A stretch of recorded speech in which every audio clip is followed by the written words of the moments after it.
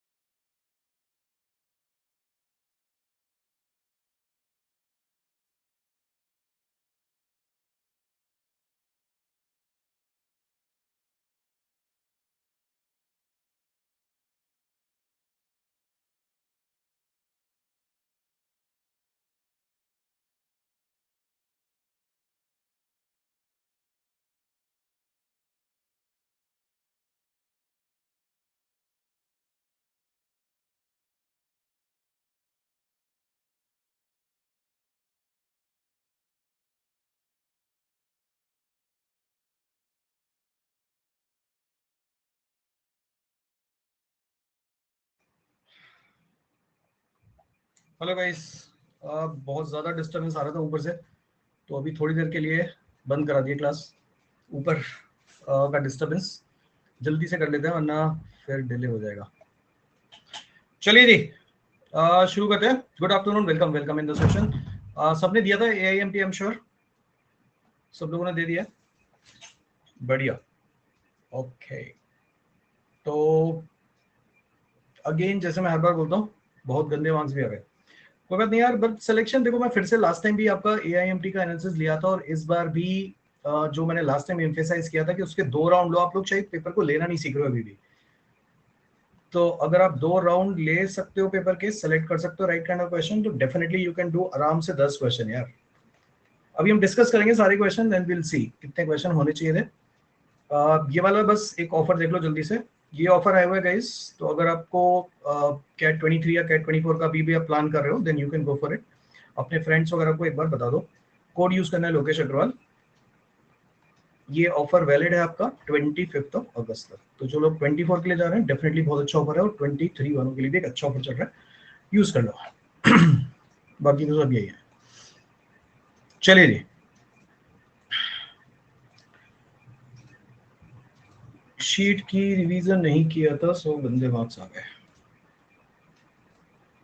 अभी भी बच्चे आ रहे हैं क्या? हाँ जी, हाँ जी, बच्चे आ रहे हैं।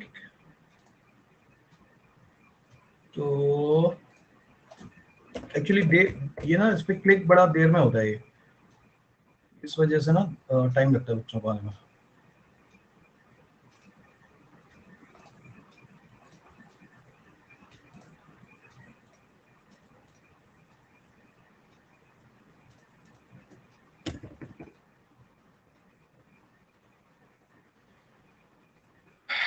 लेवल आपके हिसाब से यार ठीक था, मतलब मेरे हिसाब से तो selection is the key.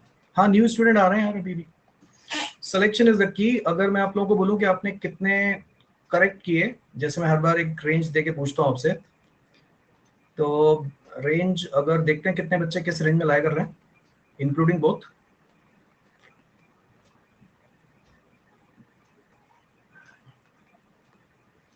Mark करना एक बार पोल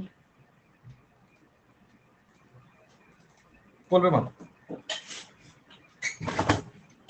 करेक्ट की बात हो रही है, number of question correct in quant 0 to 5 के बीच में मेजॉरिटी जनता इसी रेंज में आ रही है। ठीक है, तो अब ना इसको यार थोड़ा थोड़ा बढ़ाना पड़ेगा। हर बार यही हो रहा है कि तुम लोग 0 to 5 की रेंज में मेजॉरिटी जनता आ रही है, ये थोड़ा आपको अब शिफ्ट करना पड़ेगा धीरे धीरे। अगर आप एक AIMT में आप 0 to 5 के बीच में आए हो, तो उसको धीरे धीरे दो दो करके बढ़ाओ यार, इकट्ठे तो नहीं बढ़ा सकते। तो अगर आपके अभी 5-6 ठीक हो रहे हैं, तो आप कोशिश करो कि अगली बार 7-8 ठीक हो या 6-7 ठीक हो, एक एक करके बढ़ाओ। ग्रेजुअली इंप्रूवमेंट आना चाहिए धीरे धीरे। तो 58% जनता कह रही है कि हम अभी भी इस रेंज में लाया कर रहे हैं, और 34% लोग कह रहे हैं कि हम 6 to 10 सही कर पा रहे हैं। मतलब 92% लोग तो यहीं पे खत्म होगा। सोचो, सिर्फ 8% बच्चा है जो इस रेंज में जा रहा है, 2% बच्चा यहाँ पर।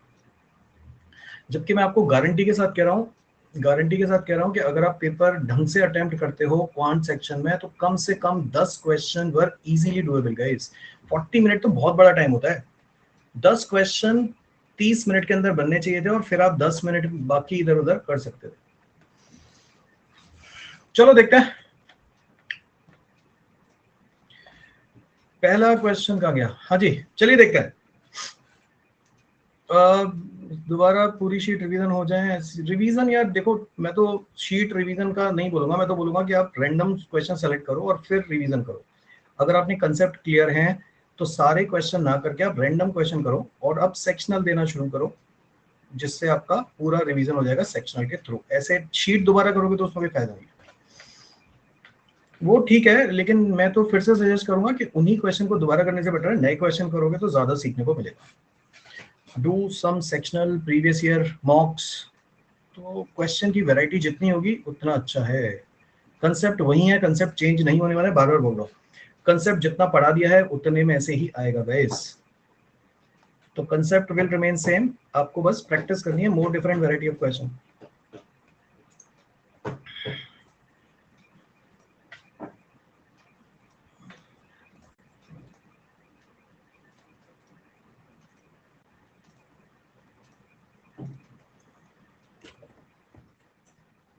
जैसे आप मेरे ग्रुप पे नहीं हो guys, anyone they can join the group. जैसे advance level question particularly topic करें नहीं हो रहे, मैं अभी वही कर रहा हूँ। पता नहीं, मतलब वही है, मैं वही बोल रहा हूँ कि कंसेप्ट अगर क्लियर है तो क्वेश्चन में कुछ भी नहीं होता। चलिए शुरू कर रहे हैं गाइस। मैं आपको शुरू कर रहा हूँ और देखते हैं कितने क्वेश्चन डुएबल थे। पहला क्वेश्चन आ गया, बहुत ही इजी क्वेश्चन, सबसे होना चाहिए था बिना किसी इक्वेशन के। This question should have been done. क्या बोल रहा है देखो, a boat started from a point in a river and travelled a certain distance upstream. Upstream में आपको पता है स्पीड जो भी होती है व्हाटएवर इट इज, जरूरत ही नहीं है। टर्न बैक हुई, अगर टर्न बैक हुई तो डाउन स्ट्रीम आएगी, और टोटल टाइम को, जो टोटल टाइम लगा उसको कवर अप करने में, वो लगे 6.5 घंटे जाने और आने में मिला के। अब उसने इतना सिंपल सा क्वेश्चन बोला है, the net speed of boat upstream, मतलब ये वाली जो स्पीड है वो इस वाली स्पीड से 3/8 कम है। 3/8 कम है तो यार कितनी है अपस्ट्रीम की स्पीड? अपस्ट्रीम की स्पीड डाउन स्ट्रीम की स्पीड से 3/8 कम है, तो मैं बोल सकता हूँ अपस्ट्रीम की स्पीड 5/8 टाइम्स है डाउन स्ट्रीम की। तो अपस्ट्रीम और डाउन स्ट्रीम की स्पीड का रेशियो आ गया आपके पास 5:8। अगर आपके पास अपस्ट्रीम और डाउन स्ट्रीम की स्पीड का रेशियो 5:8, तो टाइम का रेशियो विल बी रिवर्स 8:5। यानी कि जाने में उसको जो टाइम लगा होगा और आने में जो टाइम लगा होगा उसका रेशियो आ गया आपके पास। जाने में लगा होगा 8 पार्ट और आने में लगा होगा 5 पार्ट, मिला के कितने पार्ट? 13 पार्ट्स। 13 किसको डिनोट कर रहे हैं? Total time which is 6.5 hour. तो अगर 13 6.5 को डिनोट कर रहा है तो 1 किसको डिनोट करेगा? 0.5 को। और इनका जो डिफरेंस है, डिफरेंस कितना है? 3 किसको डिनोट करेगा? 1.5 आवर को, विच इज 90 मिनट। क्या यही आंसर नहीं है? जल्दी से देखिए और बताइए कितना देर लगनी चाहिए थी। मुझे नहीं लगता 30-40 सेकंड से ज्यादा का क्वेश्चन था ये। जिन्होंने क्लास करी है, जिनको लॉजिक आते हैं, उससे ज्यादा टाइम लगना नहीं चाहिए। इसमें कोई u-v u+v की जरूरत नहीं थी। देखो और बताओ समझ में आया मेरा क्वेश्चन? क्या बोला मैंने? जो स्पीड है वो 3/8 कम है, यानी कि अपस्ट्रीम की स्पीड डाउनस्ट्रीम की स्पीड से 3/8 कम है, तो कितनी है भैया 5/8 है। तो अगर स्पीड का रेशियो आपके पास 5:8 है तो टाइम का रेशियो 8:5 नहीं आ जाएगा। इनका जो टोटल है 13 वो दिया हुआ है आपको 6.5 आर के बराबर, तो 13 अगर 6.5 को डिनोट कर रहा है तो 1 0.5 को डिनोट करेगा, और इनका जो डिफरेंस है 3 वो 1.5 को डिनोट करेगा, विच इज 90 मिनट। तो डुएबल होना चाहिए था पहला क्वेश्चन। देखते रहो कम से कम 10 क्वेश्चन। अरे इक्वेशन क्यों, तुमने टीएसडी मेरे से नहीं पढ़ी क्या? टीएसडी जिन लोगों ने मेरे से पढ़ी है गाइस, मैंने पूरी टीएसडी विदाउट इक्वेशन पढ़ाई है। तो कब मतलब कैट के बाद करोगे क्या जतिन, कब करोगे भाई टीएसडी अगर नहीं पढ़ी है तो? टीएसडी जिन लोगों ने मेरे से पढ़ी है गाइस, मैंने पूरा टीएसडी बिना इक्वेशन के पढ़ाया है। तो जितने भी लोग यहाँ पे मेरी क्लास कर रहे हैं टीएसडी एक बार जरूर पढ़ लेना। मेरी 10 क्लासेस हैं टीएसडी की मेरी।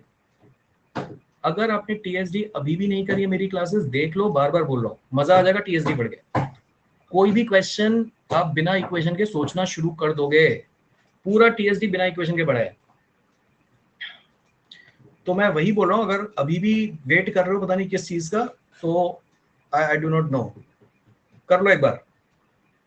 हाँ जी हाँ जी बिल्कुल। तो रेशियो जहां आ जाए वहां पे आपको कुछ करने की जरूरत नहीं है। Look at this question guys, ये बहुत ही इजी क्वेश्चन था। अगर आप इसको भी छोड़ के आ रहे हो तो पेनल्टी अगेन बहुत बढ़िया है। बेस सबका दिख रहा है सेम है, बेस सबका दिख रहा है सेम है। तो अगर बेस दिख रहा है तो आपको सिर्फ पावर को कंपेयर करना है, और ये अभी अभी सिखाया है कि आपको इसको कैसे रीड करना होता है। आपको यहाँ से रीड करना होता है ऊपर से। तो ये 4 की पावर 3 की पावर 2 है, ये 2 की पावर 4 की पावर 3 है, ये 2 की पावर 3 की पावर 4 है। सी, ये 4 नंबर दिए होते हैं। अब इससे आसान क्वेश्चन क्या ही मिलेगा यार। तो ये बताओ, ये 4 की पावर 8 है, इसको 6 नहीं लेना है, 2 क्यूब लेना है 8। ये 3 स्क्वायर है विच इज 9। ये 2 की पावर 3 की पावर 4 है विच इज 81, और ये 64 है। ऐसे लिखना है इनको। ये किस किस को समझ आया कैसे लिखते हैं, यहां से रीड करते हैं। तो ये 4 क्यूब विच इज 64, 3 की power 4 which is 81, 3 square which is 9। अब डिपेंड, अदरवाइज रुचि आप सेकंड ईयर में भी कर सकते हो। तो ये वाले जो 4 की पावर होंगी गाइस 40.5 हो जाएंगे, और ये वाली जो 4 की पावर हो जाएंगी वो 32 हो जाएंगी। तो आप देख लो जरा किसमें 4 की पावर कितनी है। यहाँ पे मैक्सिमम है, फिर 32, फिर 9, फिर 8। तो आंसर आएगा सी डी बी ए। तो I do not think this question again should have been taken more than 1 minute. ये होना चाहिए था बिल्कुल इजी क्वेश्चन। 2 क्वेश्चन मैंने आपको कराए, दोनों इजी थे, विद इन 1-2 मिनट में दोनों होने चाहिए थे। थर्ड क्वेश्चन देखो, third question is also easy अगर आपको लॉजिक समझ में आता है। Reciprocal of each factor is terminating decimal. हमेशा याद रखो भाई, टर्मिनेटिंग डेसिमल जो होंगी वो 2 की पावर और 5 की पावर ही होती है, क्योंकि वो 10 के फैक्टर है। ये याद रखो, ये चीज नोट कर लो इसको। टर्मिनेटिंग डेसिमल जो होता है वो नंबर होते हैं जो फैक्टर ऑफ 10 है। मतलब ये सारे नंबर 10, 100, 1000 जो 2 और 5 से मिलके बने हैं। तो आप हमेशा याद रखो कि ये जो पावर होंगी ना 2 और 5 की पावर, इन्हीं से जो फैक्टर बनते हैं वही टर्मिनेटिंग डेसिमल होते हैं। 1/4, 1/8 ये सारे टर्मिनेटिंग डेसिमल है। हाँ जी हाँ जी, ये आवाज आ रही है, और बंद करवाइए भाई, अभी जो आवाज थी ना वो अनबियरेबल थी। तो ये तो बहुत कम आवाज है, तो ये तो मतलब मैं क्या ही बोलूँ। अब मैं जो क्लासेस है ना अपनी वो रात को रखा करूंगा गाइस, जब ये लोग चले जाएंगे। आज की क्लास मैंने शायद 1 PM रखी है, और आगे से जो भी क्लास रखूंगा मैं आफ्टर 5 PM ही रखूंगा गाइस। पता नहीं क्या हो रहा है आज यार। अभी मैंने गार्ड को बोला और जिसको भी बोला, तो अभी शिफ्ट कर रहा है, 2:30 बजे तक बंद है ये। DI की 3:30 है, वो देखते हैं क्या होगा। मैं अपना रात को रखा करूंगा क्लासेस। ये समझ में आ रहा है आपको, ये वाली चीज समझ में आई जो मैंने बोला, ये वाला पॉइंट समझ में आता है कि टर्मिनेट तब होगा जब ये 2 के फैक्टर होंगे गाइस। ये सारे टर्मिनेटिंग डेसिमल है। बाकी 3 और 7 और ये सारे जो नंबर है ना, ये टर्मिनेटिंग डेसिमल नहीं है। तो आपको बस यही सोचना था इसमें कि जो प्राइम फैक्टर लेने हैं आपको, जो प्राइम फैक्टर लेने हैं वो 2 और 5 के अलावा आप नहीं ले सकते। रुचि आप अगर मैथ्स वीक है तो अभी से कर लो यार, उसमें क्या पूछना है, क्यों टाइम वेस्ट कर रहे हो। अगर आपको मैथ्स वीक है, आपको लग रहा है कि मेरे को अभी करना चाहिए, तो आप अभी करो। और अगर आपको लग रहा है मेरे को सेकंड ईयर में करना चाहिए, सेकंड ईयर में करो। इसमें पूछने से क्या हो जाएगा, आपको जो डिसाइड करना है वो करो फटाफट से। जितना जो लोगों को डिसीजन लेना होता है ना फटाफट से लेते हैं, और जिन लोगों को नहीं लेना होता है उनको मतलब वो डिले करते रहते हैं, पूछते रहते हैं पूरे टाइम। निकिता मैं ये बोल रहा हूँ यार कि उसने ये चीज बोली आपको, each factor of K is a terminating decimal. Terminating decimal जो होंगे वो सिर्फ 2 और 5 की पावर वाले नंबर होते हैं, बाकी और कोई नंबर टर्मिनेटिंग डेसिमल नहीं होते। टर्मिनेट समझते हो, जो पूरा पूरा डिवाइड हो गया, यही तो होगा। सोच के देखो 1/125 यही तो पूरा डिवाइड होगा, एक जगह जाके खत्म हो जाएगा ना। अगर आप इसको डिवाइड करोगे तो 0.08 टाइम्स डिवाइड हो जाएगा, नहीं हो जाएगा, 0.008 जो भी आएगा। तो ये जो नंबर हैं, ये ही टर्मिनेटिंग डेसिमल होंगे, बाकी 1/3 1/7 वाले नंबर टर्मिनेटिंग डेसिमल नहीं होंगे। तो आपको बस यही सोचना था कि 12 फैक्टर कैसे कैसे आ सकते हैं। 12 फैक्टर ऐसे आ सकते हैं एक ही जगह ब्रेक करके, 12 फैक्टर 2 और 6 से आ सकते हैं, या 12 फैक्टर 3 और 4 से आ सकते हैं। आप सिर्फ जो पावर ले रहे हो वो 2 और 5 की पावर ले रहे हो, आप और कोई प्राइम नंबर इंक्लूड नहीं करोगे। अगर इससे जितने भी फैक्टर बनेंगे वो सारे के सारे क्या होंगे, टर्मिनेटिंग डेसिमल होंगे।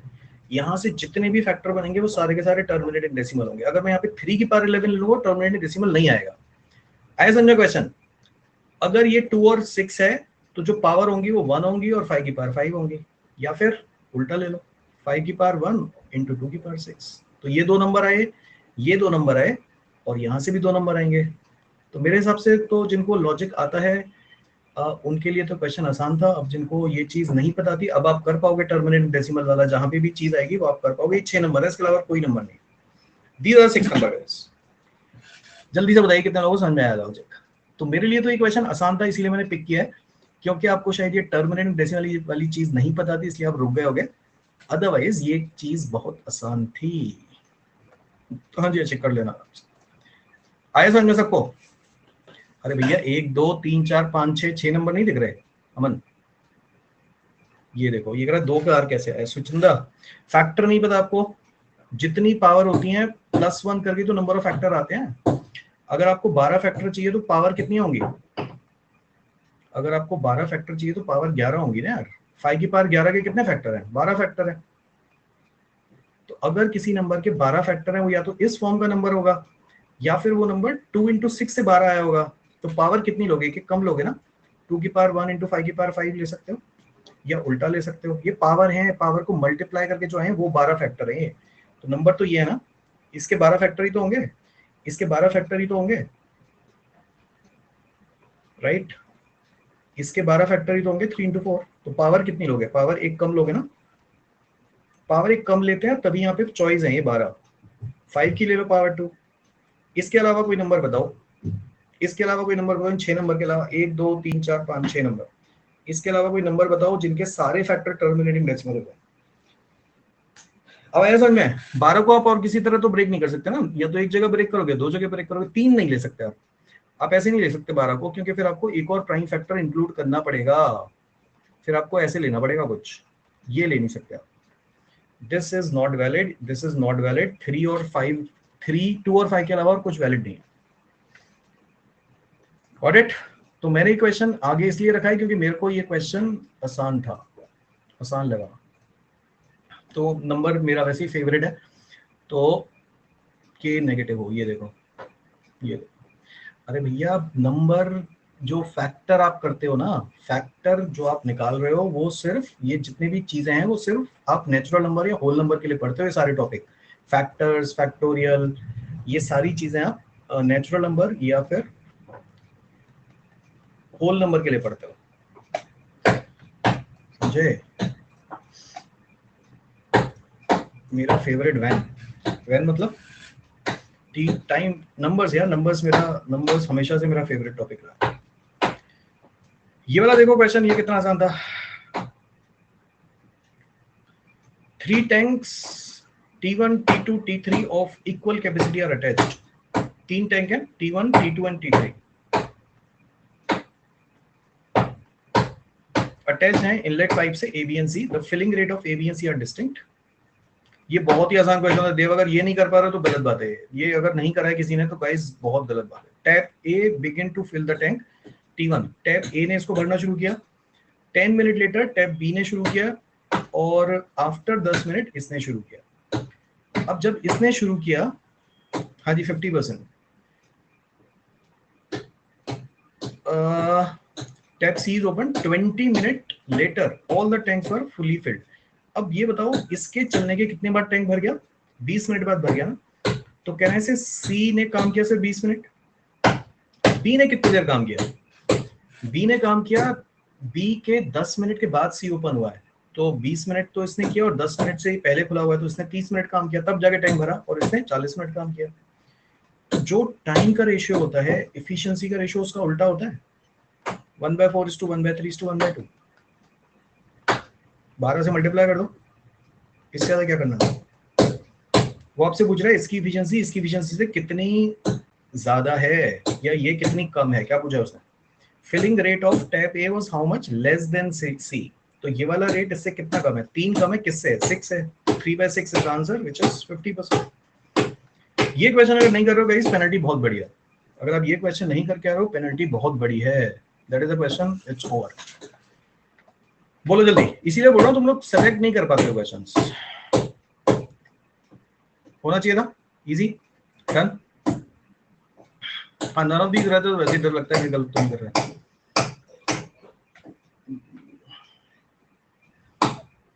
ऐसे ही सोचना होता है भाई, इक्वेशन से नहीं होता है। ये वाला देखो, ये भी डुएबल क्वेश्चन था, प्रोपोर्शन का क्वेश्चन था, that is also doable, not difficult question. उसने बोला है रमेश ने सुरेश से 11 साल ज्यादा सर्विस की है। Suresh and got 21,000 more pension than Suresh. That is irrelevant line, इसकी जरूरत ही नहीं थी मेरे को। The pension paid by the army is directly proportional to the square root of the number of years service an employee puts in. तो जो pension मिलेगी, pension जितनी इसको मिलेगी और पेंशन जितनी इसको मिलेगी, इसका जो रेशियो होगा वो इनके टाइम के प्रोपोर्शनल होगा, स्क्वायर रूट के। तो अब ये बताओ इसने कितने टाइम तक सर्व किया है? S+11 तक, है ना? और इसने जो भी सर्व किया है वो ये कह रहा है, had Ramesh served the army for 5.25 years more than the actually he did it. तो रमेश की जगह मैंने S+11 डाल दिया, इसने इतने साल तक किया ना, रमेश ने तो इतने साल तक किया है। अब वो कह रहा है और सुरेश ने S के लिए किया है। अब वो ये कह रहा है कि अगर सुरेश ने S ईयर के लिए ना करके 5.25 ज्यादा किया होता तो इनको जो पेंशन मिलती वो 12:11 के रेशियो में मिलती। इतना बताइए कितने लोग समझ पाते हैं क्वेश्चन? ये वाला क्वेश्चन कितने लोग समझ पाए? ये वाली स्टेप जल्दी से बताओ, क्या यही क्वेश्चन नहीं है? सेकंड में करा दूंगा, पहले ये वाला देखो, आज तो अभी नहीं हो पाएगा। इतना सा बताइए, पहले ये वाली बात समझ में आती है कि रमेश ने तो रमेश के लिए की होती, लेकिन सुरेश ने नॉर्मली जो रेशियो है वो ये इनकी सर्विस का, इसने आर के लिए किया है, इसने एस के लिए किया है। अब वो कह रहा है कि सुरेश ने एस के लिए ना करके 5.25 ज्यादा की होती तो जो रेशियो होता वो 12:11 होता। अब मैंने r की जगह बस S+11 डाल दिया, तो S+11 और S+5.25 का जो रेशियो है वो 12:11। रमेश का क्यों होगा यार? रमेश का कहाँ बोला उसने? रमेश ने तो सुरेश ने S के लिए किया है ना, सुरेश ने S ईयर्स के लिए किया है और रमेश ने उससे 11 साल ज्यादा किया है। यही क्वेश्चन है आपका अभी फिलहाल के लिए। अब वो ये कह रहा है कि सुरेश ने S ईयर्स के लिए ना करके S+5.25 के लिए की होती, तब जो रेशियो होता वो 12:11 होता। अभी रेशियो नहीं है, अभी का रेशियो उसने नहीं दिया, अभी नहीं पता आपको। अगर इसने 5.25 ज्यादा के लिए की होती तो इनका जो रेशियो होता वो 12:11 होता। ये क्वेश्चन है, तो इसका स्क्वायर कर देते गाइस। ये आ गया 144/121। अब देखो मैं फिर से कैसे करता हूँ, इनका डिफरेंस कितना है यहाँ पे? 23। यहाँ पे डिफरेंस कितना दिख रहा है? ये 23 ज्यादा है ना, और ये कितना ज्यादा है? 5.75 ज्यादा है। ये जो डिफरेंस है वो 23 का है और यहाँ पे डिफरेंस कितना है? 5.75। तो 23 किसको डोनोट कर रहा है? 5.75 को। 5.75 कितना होता है पता है आपको? 23/4 होता है। ये 5.75 इसका 4 टाइम्स ये है, दिख रहा है? नहीं दिख रहा? अरे ऐसा ना देखो, ये डिफरेंस दिख रहा है तुम लोगों को? 5.75 है यहाँ पे, 23 का डिफरेंस, यहाँ पे 5.75 का डिफरेंस। तो ये वाला जो डिफरेंस है 1 का, वो 4 को डिनोट करेगा। ये 5.75 अगर 23 को डिनोट कर रहा है तो 1 4 को डिनोट करेगा ना, 4 टाइम्स है। ये चलो तुम छोड़ो, ये तुम्हें शायद मुश्किल लगेगा, तुम ऐसे रहने दो। अदरवाइज मेरे लिए तो ये देखो सिंपल है, ये मेरे लिए 30.25 हो जाएगा और ये 25 आ जाएगा। किस किस को दिख रहा है? ये किस किस को दिख रही है इस चीज? ये जो डिफरेंस है वो 5.75 है, ये 1 4 को डिनोट करेगा। अगर 4 1 को डिनोट कर रहा है तो ये जो 121 है वो किसको डिनोट करेगा? 30.25। यानी कि ये जो टोटल है वो 30.25 आ गया। तो एस कितना आ गया? एस आ गया 25। और क्या निकालना है आपको? ये निकालना है, बस खत्म हो गया मेरे लिए क्वेश्चन। मेरे लिए क्वेश्चन खत्म है गाइस, कैलकुलेशन देखो और बताओ। मेरे लिए कैलकुलेशन क्वेश्चन खत्म है अगर आप समझ पाते हो। ऐसे ना देखो, जल्दी से बताओ देख के अगर समझ पाते हो। अरे नॉर्मल नॉर्मल करोगे। अरे हद हो गई यार। यहां तक बताओ पहले, यहां तक समझ पा रहे हो? यहां तक बताओ पहले, यहां तक आगे समझ में? इसका जो डिफरेंस है 5.75 का, वो 23 के डिफरेंस के बाद बराबर है, तो 1 का डिफरेंस 4 को डिनोट करेगा ना। यहाँ का जो 1 का डिफरेंस है वो 4 को डिनोट कर रहा है, यानी कि हर 4 की वैल्यू इसके 1 के बराबर है। तो ये बताओ, हर 4 की वैल्यू अगर इसके 1 के बराबर है, तो ये जो 121 है, इसकी 4 की वैल्यू अगर 1 के बराबर है, तो इसकी हर वैल्यू 1/4 के बराबर है उसकी, या नहीं? तो इसकी जो 121 की वैल्यू है, 144 की वैल्यू, आप कोई सी भी ले लो, 144 की वैल्यू कितनी है? 144 की वैल्यू उसके 36 के बराबर है ना, है बराबर 36 के। तो ये जो s + 11 है, क्या वो 36 के बराबर नहीं है? तो s कितना आ गया? 25 आ गया ना। तो आप यहां से 25 निकालो या फिर आप यहां से 25 निकालो, एक ही बात है, कैसे भी कर लो। और अगर आपको नहीं आता, क्रॉस मल्टीप्लाई कर देते हैं तो भी आ जाता आंसर तो।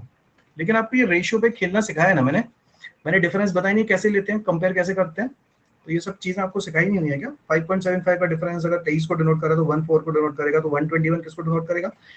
30.25 को। तो s किसको डिनोट करेगा? 25 को। कहीं से भी कर लो, यहाँ से कंपेयर करना, यहाँ से कंपेयर कर लो, यहाँ से कंपेयर करना, यहाँ से कंपेयर कर लो। इतना सा क्वेश्चन था मेरे लिए, तो अगेन मैंने तो इजी वाले पार्ट नहीं रखा है गाइस। मेरे लिए क्वेश्चन डुएबल क्वेश्चन था, बिल्कुल होना चाहिए था। लेंथी क्वेश्चन देख के, कैलकुलेशन देख के घबरा जाते हो, लेकिन है नहीं कुछ। डन है? क्लियर है? यहां तक क्लियर है? 5 क्वेश्चन। चलो, ये तो सिंपल कैलकुलेशन थी, आई थिंक ये तो कर ही लिया होगा तुम लोगों ने, इसमें तो कुछ था नहीं। कैलकुलेशन गंदी दी हुई है, कोई अच्छे नंबर देने चाहिए थे, मतलब लॉजिकल क्वेश्चन तो नहीं है। अगर टोटल फूड ग्रेन प्रोडक्शन 100 मान लेते हैं, तो जो वीट का प्रोडक्शन है उसका 37% है, मतलब 37 है। और ये 100 केजी प्रोड्यूस हुए तो 37 केजी प्रोड्यूस हुए, इतना सा बोल रहा है।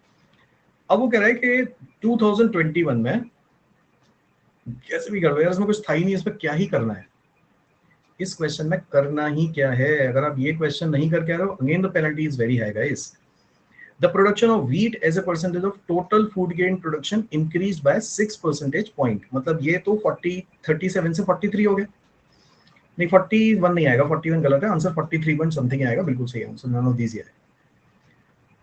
37 से 43 हो गया गाइस। और ये वाला जो प्रोडक्शन था वो 23% बढ़ गया, तो ये 123 हो गया। इतना बताओ पहले, किससे समझ में आ रही बात? ये जो 100 था टोटल फूड गेन प्रोडक्शन, ये 23% से बढ़ गया ना, और ये 6 परसेंटेज पॉइंट से बढ़ा है। तो आप सीधा सीधा न्यूमेरिकल ऐड कर देते हो, 43% हो गया 123 का।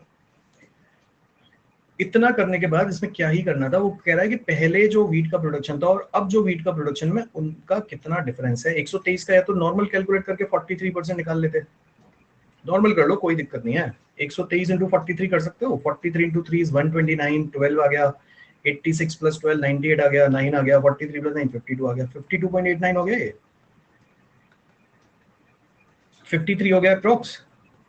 पहले कितना था? 37, अब कितना है? 53। कितना से बढ़ गया? 16 से। 16/37 आंसर नहीं है? बोलो जरा, 16/37 आंसर है या नहीं है? तो नॉर्मल कर लेते हैं यार, अगर कुछ नहीं आ रहा, कुछ नहीं क्लिक होता, नॉर्मल कर लो यार। अगर 1/37 आता है, 2.7 होता है, 37 इज 27 कराया हुआ है क्लास में? नहीं कराया है। 1/37, 37 इज 27, जिन्होंने मेरी क्लास करी है। तो 37 इज 27, तो ये 2.7 इंटू 16 नहीं आ गया आंसर? तो आंसर 32 प्लस 11.2 43.2 आ जाता आंसर। नन ऑफ दीज आ गया एक बार में। बोलो जल्दी, किस किस को याद है? ये क्लास करने का फायदा समझ में आ रहा है मेरी? 1/37 इज 37 इज 27, 27 इज 37, दोनों कराए थे। 37 इज 27 एंड 27 इज 37, अगर याद आएगा तो दोनों को एक साथ लिंक कराया था, नहीं कराया था? तो भैया जिन्होंने क्लास करी है, ये सब चीजें फायदा कर जाती हैं, कभी कभी देखना चाहिए बस आपको। तो 1/37 अगर 2.7 है तो 16 टाइम्स कर देते एक बार में, आंसर आता। अब बताओ जरा, डुएबल क्वेश्चन था नहीं, अगर आप ये क्वेश्चन छोड़ के आ रहे हो, again the penalty is very high guys. आप ये क्वेश्चन अगर छोड़ के आ रहे हो तो पेनल्टी बहुत बड़ी है। कैलकुलेशन से ही करना है, कैलकुलेटर से कर सकते हो, लेकिन आनी चाहिए चीजें ये सब। कहाँ करा मैंने कैलकुलेटर से? तुम्हारे सामने करा है, ये देखो। देव इससे भी ऐसी उम्मीद नहीं थी। 1/37 का 16 टाइम्स नहीं हो रहा है, ये 16/37 कैसे निकालेगा? 1/37 अगर पता है तो 16/37 नहीं निकाल पाएगा। मतलब क्या क्वेश्चन पूछ रहे हो तुम लोग? डन है गाइस? डूएबल था नहीं था? चलो अभी मैंने 6 क्वेश्चन करा है, तुम बताओ जरा बहुत मुश्किल क्वेश्चन कौन सा ही था यार। चलो मैं ये वाला हटा देता हूँ, चलो ये वाला हटा देता हूँ, ये मुश्किल लग रहा है अगर तुम्हें। अदरवाइज तो मेरे हिसाब से तो बाकी तो सब डूएबल था। ये वाला चलो तुम्हें नहीं पता, ये भी हटा दे रहा हूँ। और बोलो, फैक्टर्स का भी हटा दे रहा हूँ। और बोलो, फैक्टर्स वाला हटा दिया, ये वाला भी हटा दिया। और बोलो, 2 हटा दिए 6 में से 4 तो डूएबल थे। ये वाला भी बहुत आसान क्वेश्चन था गाइस। ये जिनको बेसिक आते हैं थोड़ा सा दिमाग लगा लेते हैं, इसमें सॉल्व मत करते, सॉल्व करते तो गंदा हो जाता। ये बताओ अल्फा प्लस बीटा कितना है? सम ऑफ द रूट 8 है। सम ऑफ द रूट 8 है और प्रोडक्ट ऑफ द रूट ए है, मुझे नहीं पता कितना है। डेल्टा इन गामा, डेल्टा प्लस गामा का जो सम है, सम ऑफ द रूट 72 है और प्रोडक्ट कितना है मुझे नहीं पता, बी है। कितना बताइए, यहाँ तक तो लिख लिया होगा आप सबने। सम ऑफ द रूट और प्रोडक्ट ऑफ द रूट तो आता है, लिखना नहीं आता। Sum of the root and product of the root. अब मुझे क्या बोल रहा है, alpha beta gamma delta AP में जीपी में है, having a positive common ratio, then determine the value of a plus b. अब इसमें ना सॉल्व अगर तुम करने बैठ गए, इसको सॉल्व करने बैठ गए तो गंदा हो जाएगा। आर वार लेके कर लिया गंदा हो जाएगा। थोड़ा सा दिमाग लगाना था आपको, दिमाग लगाना था यार, ये 8 कैसे आ सकता है? 8 आ सकता है लेट्स से 1 और 7 से। अगर मैं इसको 1 और 7 ले रहा हूँ, ध्यान से देखना, अगर मैं इनको 1 और 7 ले रहा हूँ तो मैंने 7 से मल्टीप्लाई किया, मतलब अगली टर्म 49 आएगी और अगली टर्म 343 आएगी। अब इनका सम तो 72 नहीं आ रहा, तो ये तो क्या 1 और 7 तो नहीं हो सकते। फिर मैंने 2 और 6 लेके चेक किया, अगर मैं 2 और 6 ले रहा हूँ मतलब 3 से मल्टीप्लाई कर रहा हूँ, तो अगर 3 से मल्टीप्लाई कर रहा हूँ तो अगली टर्म 18 आएगी, अगली टर्म 54 आएगी। क्या इन दोनों का सम 72 आ रहा है? बिल्कुल आ रहा है। तो भैया मेरे लिए तो क्वेश्चन खत्म हो गया कि अल्फा इंटू बीटा आ गया 12 और इसका जो सम आ गया मेरे पास बीटा इंटू गामा, ये आ गया मेरे पास 972। इनका सम पूछ रहा है 984 आ गया। देखो और बताओ जल्दी से, देखो और बताओ जल्दी से गाइस मेरे लिए। अरे मैंने क्या किया, मैंने थोड़ा सा दिमाग लगाया कि भैया रादर सॉल्विंग इट, इनका सम 8 कैसे कैसे बन सकता है। पॉजिटिव डिफरेंस बोल रहा है तो मैंने, और जीपी में बोल रहा है तो मैंने जीपी बना ली। कैसे बन सकती है जीपी? नेचुरल नंबर है। तो मैंने इसको पहले 1 और 7 से किया। अगर मैं 1 और 7 ले रहा हूँ मतलब मैंने जीपी, जीपी में किससे मल्टीप्लाई किया? 7 से मल्टीप्लाई किया ना। तो अगला जो टर्म आएगा वो 49 आएगा 7 से मल्टीप्लाई करके, और फिर अगला टर्म 343 आएगा। ये है हमारे गामा और डेल्टा। क्या इनका सम 72 बन रहा है क्या?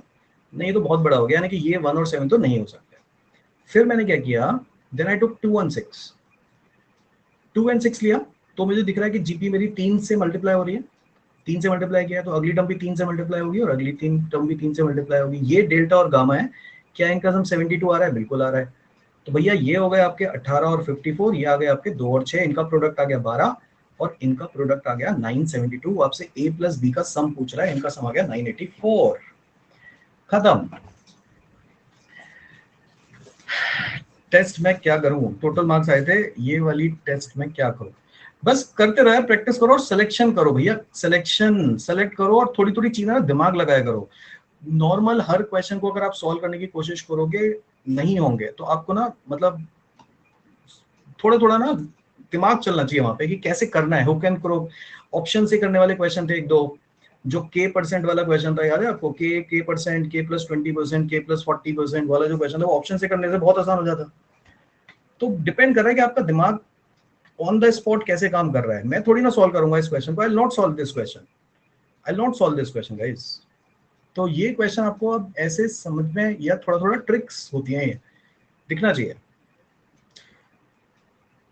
क्वांट यार आकाश, अगर मेरे से पढ़ रहे हो तो प्रैक्टिस एक बार देख लो। अगर जिन्होंने मेरे से कभी क्वांट नहीं पढ़ी है गाइस, मेरे सारे एक बार कोर्स देख लो, आपको डिफरेंस अपने आप समझ में आ जाएगा। और प्रैक्टिस करो कहीं से भी, बेसिक डेवलप करो पहले। मेरे से करो तो एक बार बेसिक डेवलप करने के बाद रिवीजन। तो यार देख, प्रैक्टिस तो मैं हमेशा बोलता हूँ, प्रैक्टिस आप कहीं से भी कर लो, प्रैक्टिस की मुझे ज्यादा चिंता नहीं है, लेकिन आपको क्वेश्चन का जो कंसेप्ट है ना वो क्लिक होना चाहिए कि इसमें क्या लग रहा है, कैसे अप्रोच करना है। बेसिक एक बार क्लियर करो। क्लास के क्वेश्चन पहली बार में तो वो भी नहीं हुए थे ना यार, सबका यही होता है क्लास में हो जाते हैं, ये भी हो जाते हैं क्लास, ये भी हो जाते हैं एनालिसिस के बाद, ऑन द स्पॉट नहीं होते हैं, ये दिक्कत है। अब ये भी हो रहे हैं सारे क्वेश्चन में, क्या ही है इनमें? कोई बहुत अलग चीज है क्या? दिखने वाली चीज है, बस नहीं दिखती है। अब मैं क्या कर सकता हूँ? वही प्रैक्टिस करो धीरे धीरे, टाइम लिमिट में करना शुरू करो। टाइम का प्रेशर है तुम लोगों के ऊपर। ये वाला क्वेश्चन देखो कितना आसान था। एवरेज अमाउंट जो है इन चारों के पास मिला के 300 है, यानी कि टोटल 1200 है। एवरेज मिला के अगर 300 है तो टोटल कितना है गाइस? 1200। पहला question, if the amount with B and A are increase by 20% and 30% respectively, इसको अगर मैं 20% से बढ़ाऊं और इसको अगर मैं 30% से इंक्रीज करूं तो मेरा जो एवरेज है, जो टोटल है, वो इतना हो जाएगा। वो मेरा 42.5 से इंक्रीज हो जाता है। 42.5 से एवरेज इंक्रीज हुआ, मतलब टोटल कितने से इंक्रीज हुआ? 170 से, यानी कि नया टोटल विल बी 1370। इतना बताइए पहले। अगर मैंने इसको 20% से बढ़ाया, इसको 30% से बढ़ाया, तो मेरा नया टोटल 42.5 इंटू 4 170 से बढ़ जाएगा। और instead if the amount with A and B are increase by 30% and 20%, इसको अगर मैं 30% से बढ़ाऊं और इसको अगर मैं 20% से बढ़ाऊं तो मेरा जो एवरेज है वो 45 से बढ़ जाता है। 45 का मतलब 180 से बढ़ जाता है, तो टोटल 1280 हो जाता है, 1380 हो जाता है। अब देखा करो फिर से कुछ। अब ये सब चीजें आपको सिखाई नहीं जा सकती ना यार, ये कैसे अप्रोच करना है आपको सिखाया नहीं जा सकता, ये आपको देखना पड़ेगा। अब आपको ये दिखना चाहिए कि इसका और इसका अगर मैं माइनस करूंगा तो कोई फायदा नहीं है, क्योंकि मुझे तो सम से मतलब है। मैंने क्या किया, मैंने इनको ऐड कर लिया। अगर मैं इसको ऐड कर दूं, मेरे को दिख रहा है इनका टोटल सेम है, 2.5 ए प्लस बी। खत्म हो गया मेरे लिए क्वेश्चन यार। और ये 2 सी प्लस डी, 26 2750 मैंने ऐड कर दिया। मैंने रादर सब्ट्रैक्टिंग है, आई जस्ट ऐड इट। तो ये बताओ, अगर मैं इसमें से ए और बी हटा दूं, क्योंकि मेरे को सी और डी का रिलेशन दिया हुआ है इसमें क्वेश्चन में, अगर मैं किसी तरह से ए और बी हटा दूं, इस पूरी इक्वेशन को अगर मैं 2.5 से मल्टीप्लाई कर दूं, तो क्या मेरे को ये नहीं मिल जाएगा?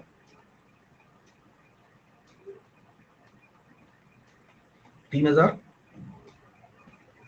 बोलो जल्दी, पूरी इक्वेशन को 2.5 से मल्टीप्लाई कर दी तो ये मिल गया 2.5 a plus b 2.5 c plus d is equal to 3000। इसमें से माइनस कर दिया तो हट गया 0.5 सी प्लस डी की वैल्यू 250 आ गई, सी प्लस डी की वैल्यू 500 आ गई, नहीं आ गई? सी प्लस डी की वैल्यू 500 आ गई, 0.5 हाफ इधर आ जाएगा। सी और डी का रिलेशन दे रखा है उसने। सी इससे 3/11 ज्यादा है, 3/11 ज्यादा है तो कितना है? 3/11 ज्यादा है तो 14/11 है। और सी और डी का जो टोटल है वो आपका 500 है। आपको क्या निकालना है? आपको निकालना है सी का अमाउंट। तो चाहे आप डी का अमाउंट डाल देते हैं, यहाँ पे डी का अमाउंट कितना है? 11/14 ऑफ सी। तो मैंने डी की जगह 11/14 ऑफ सी डाल दिया, और सी तो है ही, तो ये 25/14 ऑफ सी हो गया 500 के बराबर। तो सी की वैल्यू आ गई मेरे पास 280 डायरेक्ट। मेरे लिए क्वेश्चन इतना सी था, इससे ज्यादा कुछ करना नहीं था, दिमाग नहीं लगाना था, बस करते जाना था। देखो और बताओ, देखो और बताओ, इक्वेशन से क्या घबराना है? इक्वेशन से घबराना नहीं है, जैसे जैसे बोलता जाए करते जाते यार। माइनस मत कर देना था, माइनस कर दे गंदा जाता कि फिर आपको सम के टॉप। यार मेरे को ये नहीं समझ में आ रहा कि ये तो क्या ही है इनमें यार। आप जब क्वेश्चन देखो तो ये वाले क्वेश्चन तो होने ही चाहिए गाइस, क्यों कर रहे हैं? मतलब पता नहीं, फ्रैक्शन व्रैक्शन टोटल मतलब स्मूथली हो रहे हैं, इसमें क्या ही है? मतलब ये तो पढ़ के पहली बार में ही होने वाले क्वेश्चन है, ये मैंने वो पिक किए हैं, ये पहली बार में होने वाले क्वेश्चन है गाइस। आपको अगर बेसिक आते हैं ये सब ऐसे ही होने चाहिए। ये इस पे काफी लोगों ने टाइम वेस्ट किया है, क्योंकि मिसप्रिंट था क्वेश्चन में और बीच में प्लस साइन था, इस पे काफी लोगों ने टाइम वेस्ट किया। इस पे गाइस दो चीजें होती हैं। इसको एक तो आपको ये वाला फॉर्मूला आना चाहिए, ये वाला फॉर्मूला नोट कर लो। A raise to power log x to the base a, इसकी वैल्यू एक्स होती है। और एक ये वाला फॉर्मूला नोट कर लो। ये दोनों जो होते हैं वो इंटरचेंजेबल होते हैं। मान लो यहाँ पे बी है, यहाँ पे सी है, तो ये दोनों इंटरचेंजेबल होते हैं। These two things you should know, ये दोनों चीजें आपको पता होनी चाहिए गाइस। तो देखो बहुत आसान क्वेश्चन था। इसको आप लिख सकते थे 13 स्क्वायर, इसको लिख सकते थे 14 स्क्वायर। अब आपको बेसिक तो आनी चाहिए भैया कि इसकी पावर एज इट इज आगे आती है, इसकी पावर 1/o के नीचे आती है, तो ये तो 2 से 2 कैंसिल आउट हो जाता और आपके पास ये वाली टर्म बच जाती, ये टर्म बच जाती है। और अभी मैंने बताया a raise to power log x to the base a, इसकी वैल्यू एक्स होती है, यानी कि इसकी वैल्यू आ गई 14। तो जिनको इतना बेसिक आता है ये वाली चीज आपको आनी चाहिए थी। हाँ जी, आंसर सबको ही पता है यार, आंसर सबको पता है। इसमें बस गड़बड़ ये थी कि बीच में मिसप्रिंट था।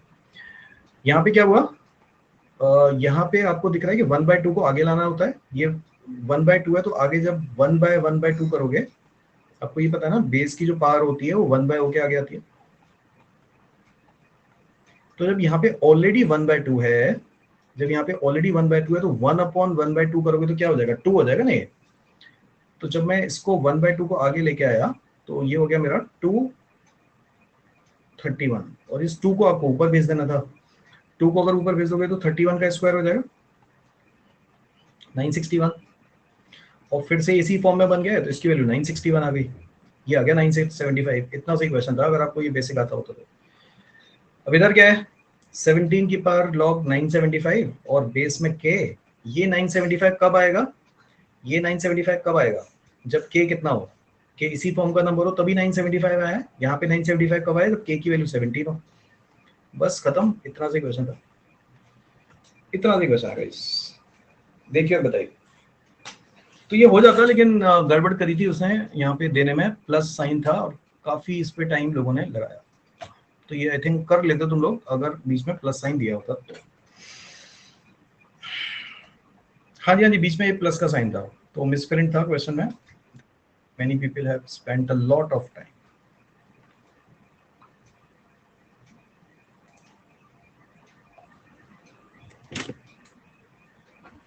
चलिए जी, डन है।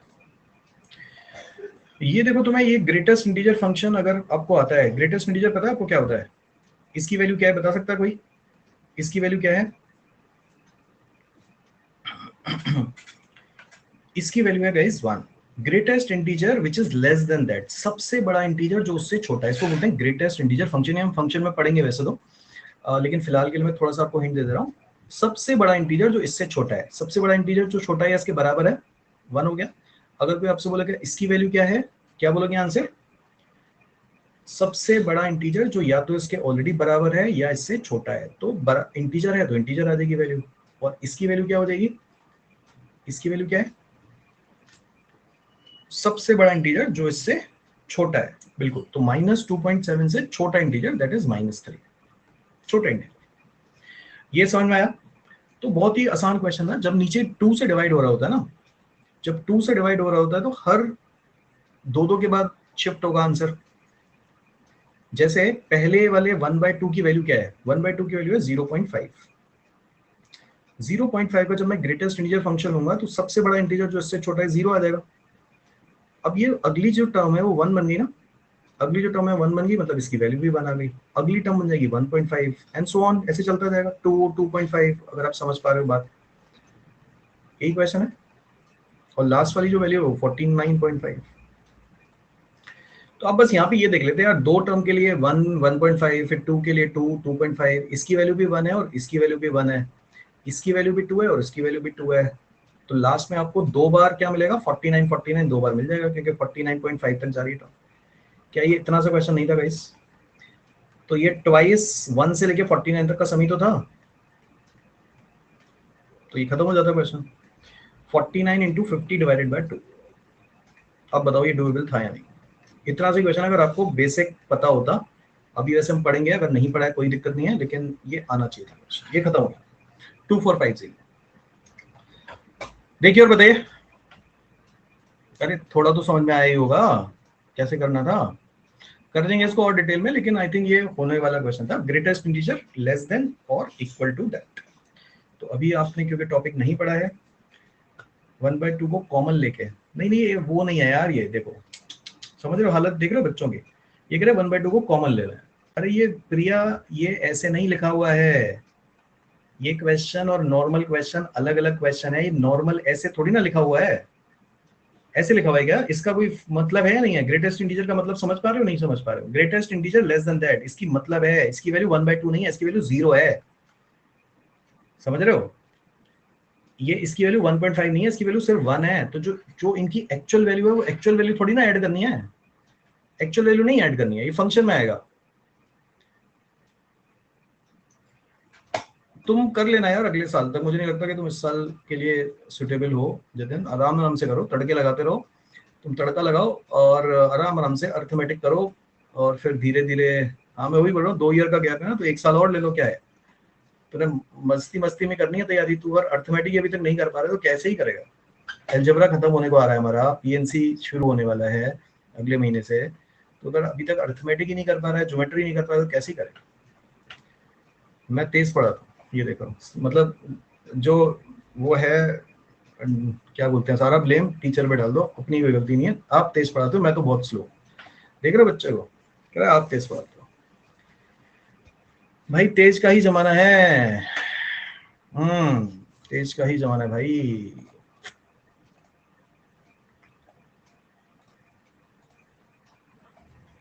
चलो ये वाला क्वेश्चन देखो, ये वाला भी होना चाहिए था, इसमें भी कुछ नहीं था। N friends plan to jointly buy a power bank by contributing equally among themselves. At the last moment, 3 of the friend left, and now each of the remaining friend had to contribute 5 more than they previously planned. मान लो N friend है और सबने XX rupees contribute करने थे, इतने रुपए का आना था पावर बैंक। N फ्रेंड सबने XX रुपीस कंट्रीब्यूट करने थे, इतने का आना था। अब हुआ क्या कि लास्ट मोमेंट पे 3 जो फ्रेंड थे वो चले गए और सबको कितना कितना कंट्रीब्यूट करना पड़ा, 5-5 रुपए एक्स्ट्रा, इतना कंट्रीब्यूट करना पड़ा। अभी भी वही कॉस्ट है, ये वाली कॉस्ट और ये वाली कॉस्ट बराबर है, you can just put it equal. इसको अगर ओपन करोगे तो ये आ जाएगा,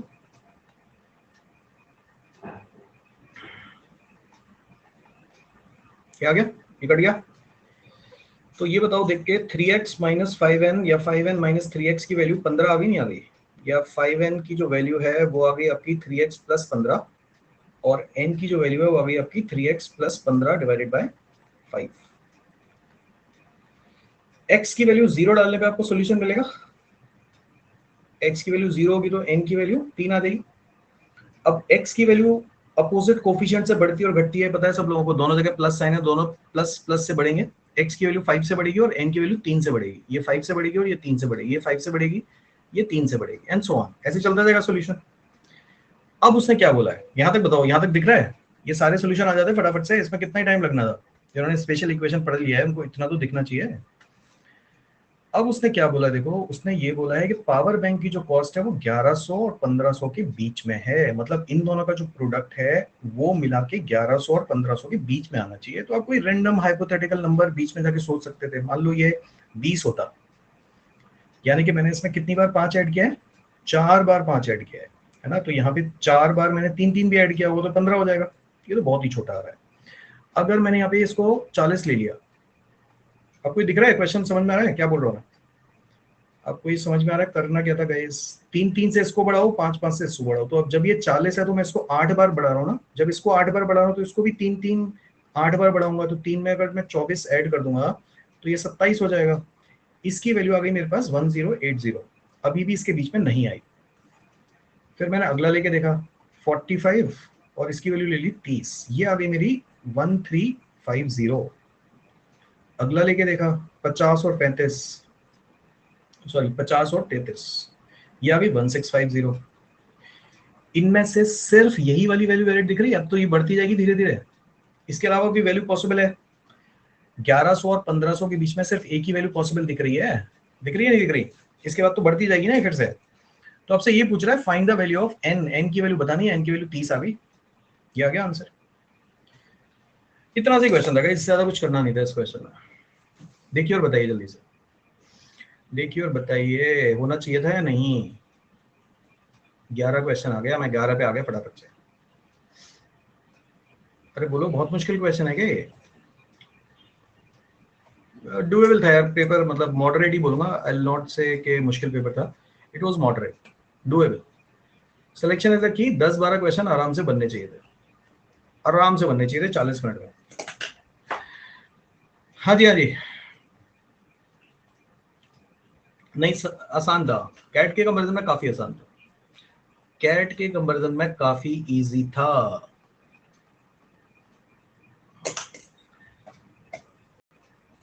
LRDI का भी कर लेंगे, बस वही तो बात हो रही है यार, वही बात हो रही है, तुम लोग पता नहीं क्या ही प्रेशर लेके जाते हो टेस्ट देने, क्या ही फंबल सा कर देते हो, आधे आधे क्वेश्चन तक पहुंचते हो फिर बीच में छोड़ देते हो कि अब नहीं हो रहा हमसे।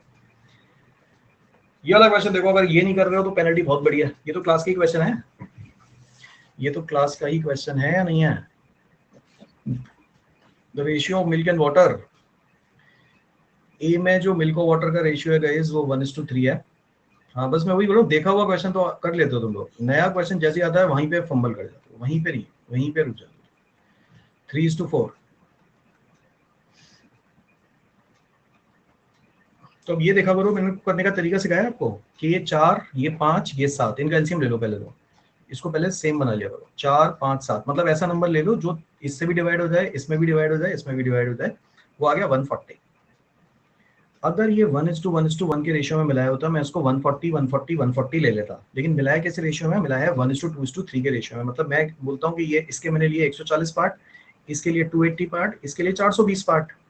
अब जरा कैलकुलेशन देखो यार कितनी आसान हो जाती है। यहाँ तक बताइए, यहाँ तक दिख रहा है आप लोगों को क्या किया? ये ऐसा नंबर एज्यूम किया जो 4 से भी कट जाए, 5 से भी कट जाए, 7 से भी कट जाए, और फिर 1:2:3 के रेशियो मिला दिया। तो ये बताओ यहाँ पे ये टोटल 4 किसको डिनोट कर रहा है? टोटल 4 अगर 140 को डिनोट कर रहा है तो 1 किसको डिनोट करेगा? 35 को। तो ये 35 और 105 आ गए। यार ये सब एक्सक्यूजेज हैं, ये कोई नहीं सुनने वाला तुम्हारी। ये कोई वहां पे सुन लेगा क्या तुमसे कि भैया लास्ट सेक्शन है? वो सबके लिए लास्ट है ना यार, या तुम्हारे लिए लास्ट है? बाकी सब पहली बार में दे रहे हैं, बाकी सबके लिए पहला सेक्शन है और तुम्हारे लिए लास्ट है। जब सब दे रहे हैं तो तुम्हें भी देना पड़ेगा ना यार, अलग से तो नहीं होगा पेपर घर पे तुम्हारे। ये टोटल आ गया, टोटल आ गया मिल्क, ये टोटल आ गया वाटर। 35, 147, 147 एंड 180। सही किया मैंने कैलकुलेशन? कैलकुलेशन एक बार चेक कर लेना गाइस। 147 एंड 180 आ गई मेरी 327। और मैंने क्या किया इस क्वेश्चन मालूम है? मैंने किया कि जैसे मैंने स्क्वायर्ड किया और 327 आती, मैंने ये वाला आंसर मार्क कर दिया और मेरा आंसर हो गया गलत। हाँ जी, मेरा जैसे ही इसको ऐड किया मेरा 327 आया और मेरा मैंने ये मार्क कर दिया, मेरा आंसर हो गया गलत।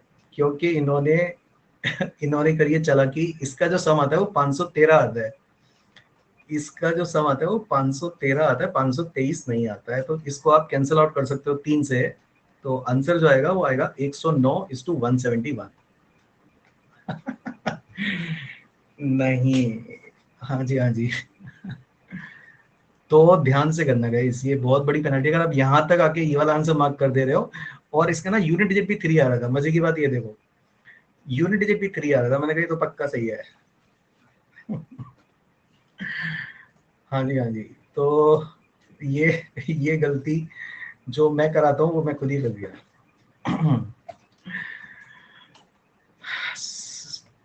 बिल्कुल बिल्कुल। तो ये सही कर लेना एक बार। ये लेकिन डुएबल क्वेश्चन था, ये होना चाहिए था, बिल्कुल सबसे होना चाहिए था क्वेश्चन। तो अगर आप सही से सेलेक्ट कर करके जाते हो तो आराम से करो ये क्वेश्चन। अगर आप ये क्वेश्चन नहीं करके आ रहे हो गाइस, कैट का क्वेश्चन है ये, सेम क्वेश्चन, पेनल्टी बहुत बड़ी है, क्लास में कराया हुआ है क्वेश्चन, इसको ज्वाइन करना था बस। ये बताओ, if O is the centre of the circle and OP और QR बराबर दे रखे हैं, अगर OP और QR बराबर दे रखे हैं और OP रेडियस है, तो क्या OQ और QR बराबर नहीं होंगे? बस ये बता दो। OP और QR बराबर दे रखे हैं तुम्हें, OP क्या है? OP क्या है? रेडियस। तो मैं बोल सकता हूँ अगर OP और QR बराबर दे रखे हैं तो यार OQ और QR भी तो बराबर होंगे, बिकॉज OP और OQ भी तो बराबर है या नहीं है? रेडियस है मानो OP और OQ। तो अगर मैं OP की जगह OQ ले लूँ तो बात तो एक ही है। क्या मैं OQ और QR बोल सकता हूँ बराबर होंगे?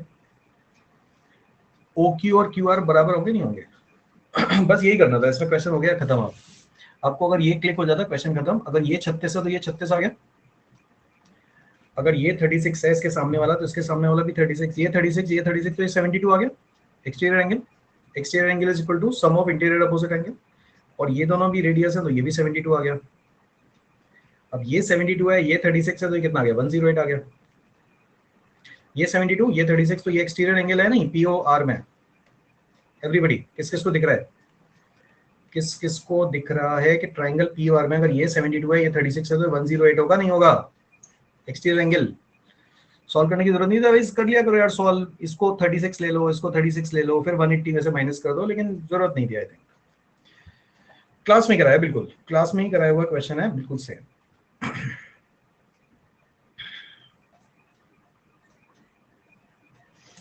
ये थोड़ा सा PNC का क्वेश्चन है गाइस, लेकिन ये भी आसान क्वेश्चन था, मुश्किल नहीं था। हाँ जी, मैंने लिया है क्योंकि ये था आसान।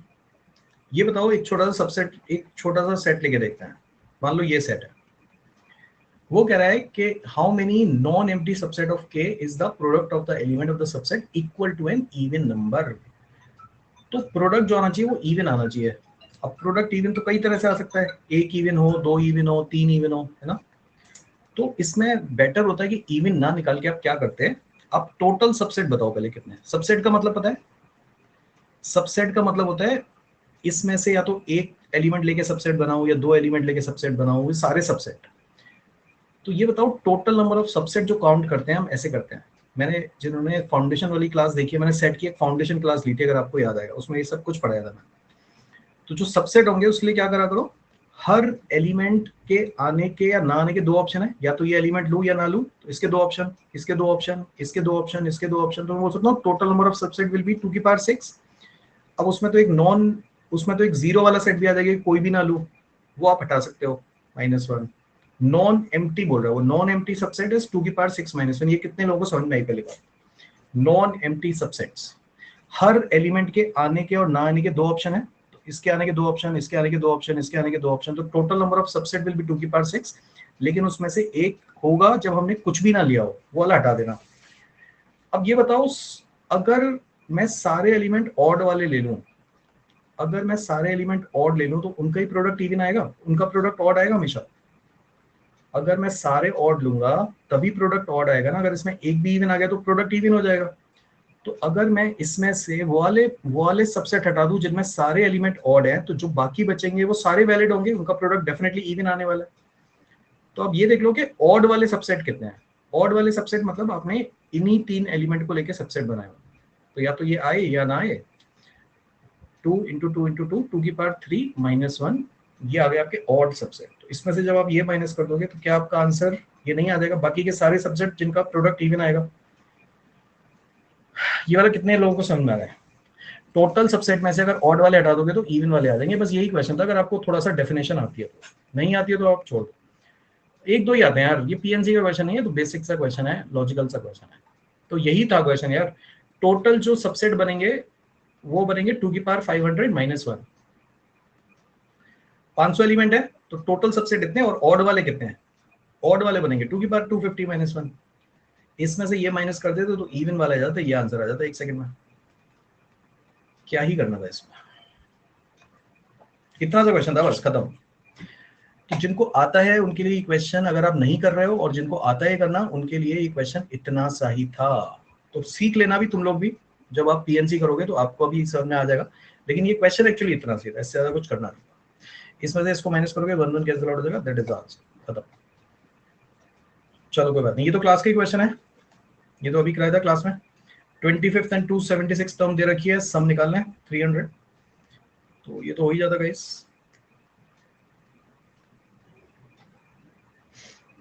तो या तो आप ए और डी से कर लो या मिडिल टर्म से कर लो, जो बताया था। इनका जो प्रोडक्ट होता है और मिडिल टर्म जो होगी वो उसकी आधी होगी, दो मिडिल टर्म आएंगे इसमें। 276 है, 301, 300 टर्म होंगी, मिडिल में आएंगी दो टर्म, उनका सम आ जाएगा। हाँ जी हाँ जी। तो कल भी सिखाया था कि इसको नॉर्मली ऐड नहीं करना है, फ्रैक्शन अलग ऐड करने हैं और नंबर अलग ऐड करने हैं। तो इनका जब आप सम करोगे तो कितना आएगा, इनका सम करोगे तो ये आ गया आपके पास 280 + 50 330 339, और इनको ऐड करोगे तो 1 आ जाता है। 37/79 + 42/79 का जो सम है उसको अलग से ऐड करना, दैट इज 79/79, दैट इज 1। तो फ्रैक्शन को अलग ऐड करते हैं, नंबर को अलग ऐड करते हैं, एक साथ ऐड कर दिया तो गंदा हो जाएगा। अगर इसको आपने ओपन कर दिया that will be a big mistake. तो एडिशन जो करना था वो ऐसे करना था, इन दोनों का सम अलग और इन दोनों का सम अलग। इनका सम 1 बनता है और इनका सम 339, यानी कि ये आ गया 340।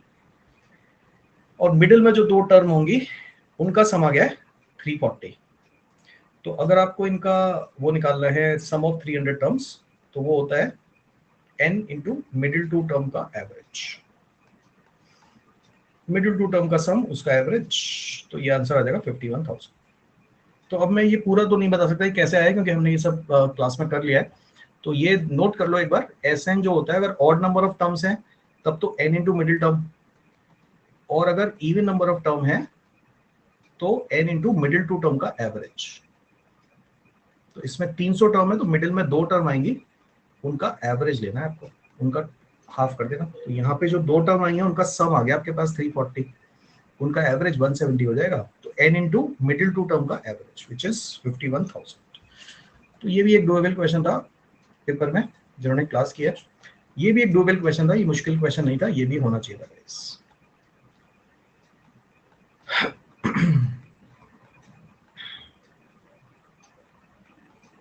इनका प्रोडक्ट 30 और आप ये देख पा रहे हो 2 कॉन्सेक्यूटिव नंबर है, देख पा रहे हो 2 कॉन्सेक्यूटिव नंबर है। तो कैसे कैसे सोचना था, 30 से छोटा आना चाहिए 2 नंबर का प्रोडक्ट। तो या तो ये 1 इंटू और ये नंबर इससे बड़ा भी हो सकता है, उल्टा भी ले सकते हो। तो 1 इंटू 2 हो सकता है, 2 इंटू 3 हो सकता है, 3 इंटू 4 हो सकता है, 4 इंटू 5 या 5 इंटू 6। इससे बड़ा तो नहीं ले सकते क्योंकि फिर ऊपर निकल जाएगा। और एक 0 इंटू 1 भी ले सकते हो, 0 into 1, 1 into 2, 2 into 3, 3 into 4, 4 into 5, 5 into 6। और इसमें आप उल्टा भी ले सकते हो, 6 इसको ले लो, 5 इसको ले लो, 5 into 4, 4 into 3, 3 into 2, 2 into 1 and 1 into 0। अब इसमें बस एक दिक्कत ये है कि उसने नॉन जीरो इंटीग्रल बोला है। तो एक जगह जब आप k-3 को डायरेक्टली मल्टीप्लाई कैसे कर सकते हो भैया सार्थक? मॉड है ये, ब्रैकेट थोड़ी ना है। कौन सा प्लस है कौन सा माइनस है पता है? इक्वेशन नहीं सॉल्व कर सकते, इसमें प्रोडक्ट पूछ रहे हैं ना, इंटीग्रल वैल्यू पूछ रहे हो, लेस देन 30 बोल रहे, इक्वल टू 30 थोड़ी ना रखोगे, इक्वल टू 30 है क्या? अरे तो इक्वेशन किसकी सॉल्व करेगा? मल्टीप्लाई करके इक्वेशन किसकी सॉल्व करेगा बताइए, किसके बराबर रखेगा? इससे ज्यादा कुछ करने नहीं था यार भाई। अरे भैया इससे ज्यादा, ये देखो, ये 20 क्यों नहीं हो सकता, ये 18 क्यों नहीं हो सकता, ये 21 क्यों नहीं हो सकता, ये 30 और माइनस 30 ही क्यों होंगे? ये माइनस 30 हो जाएगा, 2 मॉड का प्रोडक्ट। हद हो गया यार भाई, मुझे नहीं पता क्या बोल रहे हो, मेरे हिसाब से तो सही सोल्यूशन नहीं है। इसमें जितने भी प्रोडक्ट है जिनका प्रोडक्ट 30 से छोटा आएगा वो सारे लेने थे एंड पॉजिटिव एज्यूम करना है। तो जब आप k-3 को बोल रहे हो, बहुत बढ़िया बढ़िया सोचो, k को 3 ले लिया तुमने, k को non zero integral value of k बोल रहा है, k माइनस क्या रखने पे ये 0 आ जाएगा। मैं 0 वाली टर्म तो नहीं ले सकता ना, non zero integral values of k बोल रहा है, तो हम तो अभी फिलहाल इसको 0 ले रहे हैं ना। तो जब आप k-3 को 3 एज्यूम कर रहे हो, ये वाला जो केस है 3 एंड 4 वाला, ये वाला जो केस है, इसमें आप k को क्या एज्यूम कर रहे हो? सॉरी कौन सा केस था जिसमें हम 0 ले रहे हैं इसको? k-30, नहीं एग्जैक्ट यही क्वेश्चन है ना, -30 कहां से आ जाएगा भाई, समझ ही नहीं रहा। नेगेटिव ले सकते हो बस, इसको अंदर वाली जो चीज है उसको आप ये एज्यूम कर सकते हो कि नेगेटिव है। अगर हम बात करें k-3 और k-4 की, तो ये वाला जो पार्ट है ये इससे एक छोटा है, यही है ना क्वेश्चन। तो अगर तुम इसको 2 ले रहे हो, इसको 1 ले रहे हो, 4 ले रहे हो, 3 ले रहे हो, 5 ले रहे हो, 4 ले रहे हो, ये सारे वैलिड हैं। 6 इंटू 5 एंड 3 इंटू 2, इससे बड़ा नहीं ले सकते, 7 और 6 नहीं लेते, अदरवाइज प्रोडक्ट बड़ा हो जाएगा। और 2 इंटू 1, 1 इंटू 0, ये सारे तो वैलिड है। और जब मैं इसको नेगेटिव की तरह सोच रहा हूँ, क्योंकि प्रोडक्ट हमारा पॉजिटिव आएगा लेकिन ये खुद तो नेगेटिव हो सकते हैं। अगर मैं इसको ले लूँ यार कि -1 इंटू -2 है, -2 और -3 है, -3 और -4 है, तो ये वाला जो केस है ना, इस केस में आप इसको क्या एज्यूम कर रहे हो? इस केस में आप इसको एक 0 एज्यूम कर ले रहे हो। k की वैल्यू आप 0 रखोगे तभी ये -3 आएगा। k-3 कब आएगा? जब k को 0 ले रहे हो, that is not valid. Mod नहीं यार, k-3 और k-4 की वैल्यू बोल रहा हूँ, k-3 और k-4, मॉड तो पॉजिटिव ही रहेगा। ये तो वाली चीज तो 1 और -1 दोनों हो सकती है ना, ये 1 भी हो सकती है, -1 भी हो सकती है, तभी इनका प्रोडक्ट 2 आएगा ना। अंदर वाली चीज तो नेगेटिव हो सकती है, मॉड तो पॉजिटिव ही रहेगा, लेकिन k की तो वैल्यू अलग अलग आएंगी ना, यहाँ से अलग वैल्यू आएगी, यहाँ से अलग वैल्यू आएगी। तो आपको दोनों केस सोचने थे, बट ये वाला केस मत लेना है क्योंकि यहाँ पे आप 0 ले रहे हो k को। तो वैसे 12 सॉल्यूशन है लेकिन एक 0 वाला सॉल्यूशन नहीं लेना है। तो इसके जो सोल्यूशन आएंगे वो आएंगे 11 सोल्यूशन। तो ये मतलब वैसे तो आसानी था, लेकिन इसमें गलती कर सकते हो, एक आध भी केस मिस करोगे ना ऐसे क्वेश्चन में तो आप फंस जाओगे। तो ऐसे क्वेश्चन वही होते हैं, 6 ये वाले और 6 ये वाले, 6 पॉजिटिव और 6 नेगेटिव, एक बदल लेना बस।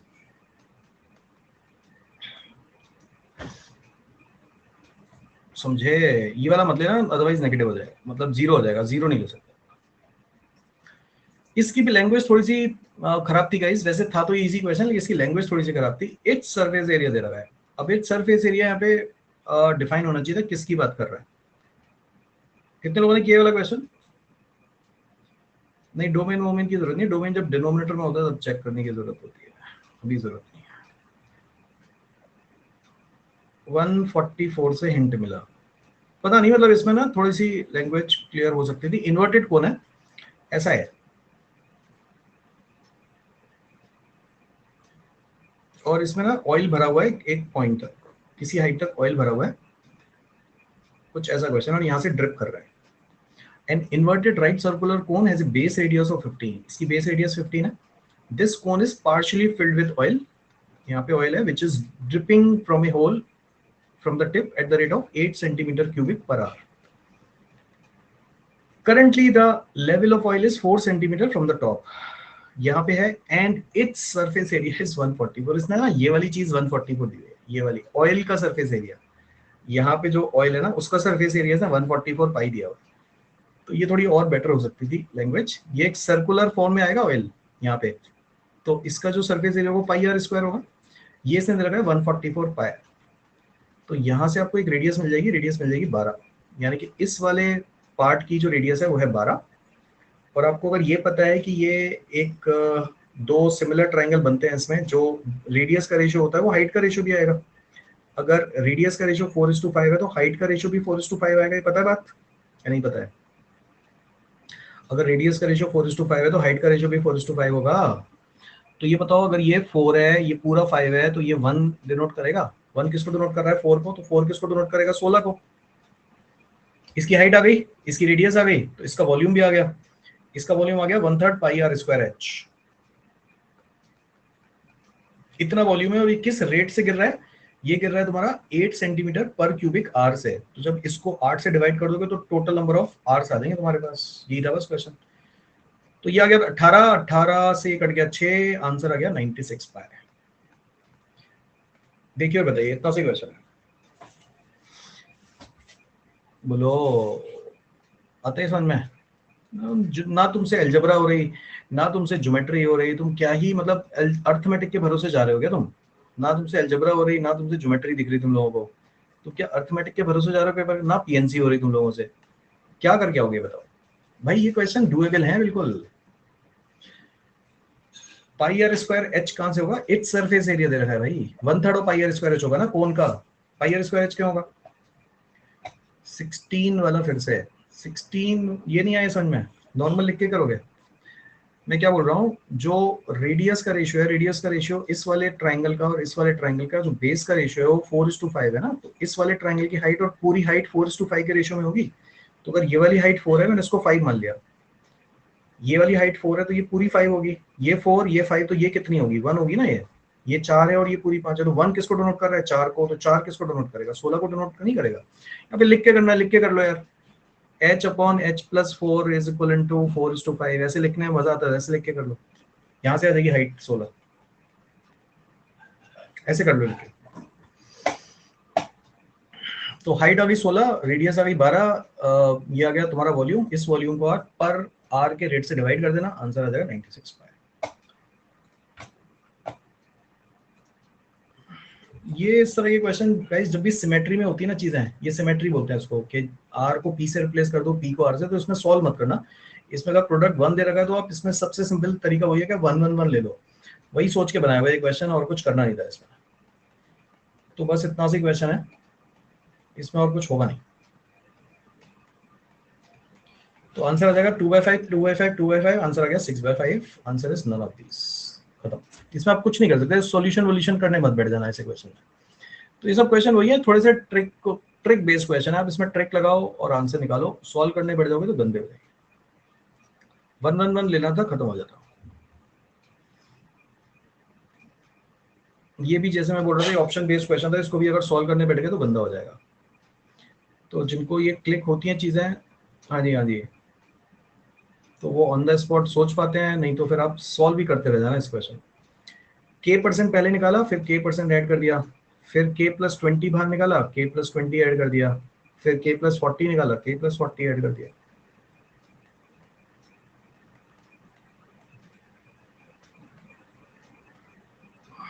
और बच्चे कितना 48 रह गया। तो इसका एक फॉर्मूला बताया हुआ है, फाइनल क्वांटिटी जो होती है वो होती है initial quantity into fraction left 1, fraction left 2, fraction left 3 and so on. Initial quantity थी 250, फाइनल क्वांटिटी है 48, और जो फ्रैक्शन लेफ्ट दे रखे हैं वो दे रखे हैं के परसेंट निकाला। जब आप 10% निकालते हो तो रह जाता है 90%, लेफ्ट पे खेलना है।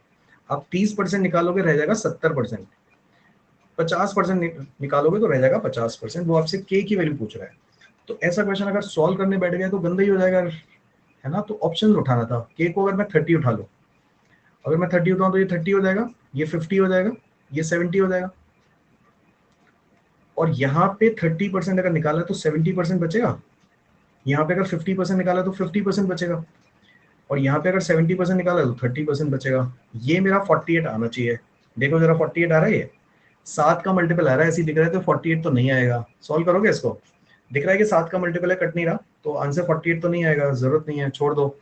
25 लेके देखो, अगर ये 25 है, ये 45 है, 45 है तो वैसे ही 9, और ये 65% आ जाएगा, वैसे ही गंदा नंबर है 35%, ये भी 7 का मल्टीपल आएगा। 20 लेके देखो, 20 लोगे तो ये आ गया तुम्हारा 20, 40 और 60। 20% निकालो तो बच्चा कितना, 80%। 40% निकालो तो बच्चा कितना, 60%। और अगर 60% निकालो तो बच्चा कितना, 40%। ये तुम्हारा 48 आना चाहिए, ये 48 आ रहा है। दिख तो रहा है कुछ, 5 से कट रहा है, 5 से, ये मैंने सही लिखा है क्या? एक जगह और 25 25 25, अच्छा ये है ना 125, 125 दो बार कट गया। देखो जरा कितना आ रहा है, 4 के 12 3 24, आ गया 48, आ गया 48 या नहीं आया? इतना से तो क्वेश्चन था, इसको सॉल्व थोड़ी ना करोगे, इसको अगर सॉल्व करने बैठ गए तो गए। अब बताओ जरा, ये चीजें ऑन द स्पॉट क्लिक होनी चाहिए ना यार, ये चीजें ऑन द स्पॉट क्लिक होनी चाहिए। नहीं, ये कराया तो हुआ ही है ना तुम्हें, लेकिन के डाल दिया उसने, के को सॉल्व करने थोड़ी ना बैठोगे, ऑप्शन उठाओ सॉल्व करो। इतना सी तो क्वेश्चन है, बोलो हो जाता अगर देख लेते तो, कि ऑप्शन से करना था। तो ये सब चीजें जो होती है ना, ये सब चीजें जो होती हैं वो ऑन द स्पॉट क्लिक होती हैं, और ये सब आएंगी वही जब आप बहुत सारे प्रैक्टिस क्वेश्चन करोगे, वरना नहीं आएंगे। F9, F9 नहीं है भाई, फ्रैक्शन लेफ्ट है, fraction left 1, fraction left 2, fraction left 3। F9 कहाँ लिखा हुआ है? इनिशियल फाइनल क्वांटिटी है F9। ये फॉर्मूला 1 रेस थोड़ी ना चल रही है यहाँ पे, F1। ये देखो, final quantity is equal to initial quantity. ये करा मैं अर्थमेटिक, अभी तक अर्थमेटिक पे भी लटका पड़ा है, अर्थमेटिक भी नहीं कर पा रहा है, ये सब कराया हुआ है क्लास में, ये अर्थमेटिक भी नहीं हो रही इससे, पता नहीं क्या ही कर रहा है।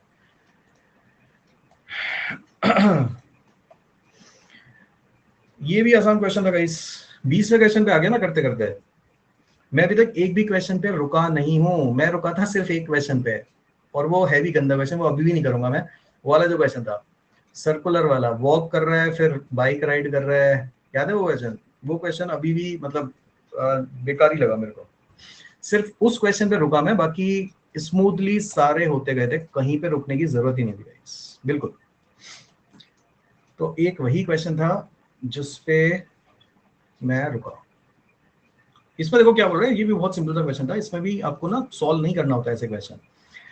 वो ये बोल रहा है कि एक जगह हमने सिंपल इंटरेस्ट पे पैसा उठाया, एक जगह हमने कंपाउंड इंटरेस्ट पे पैसा उठाया।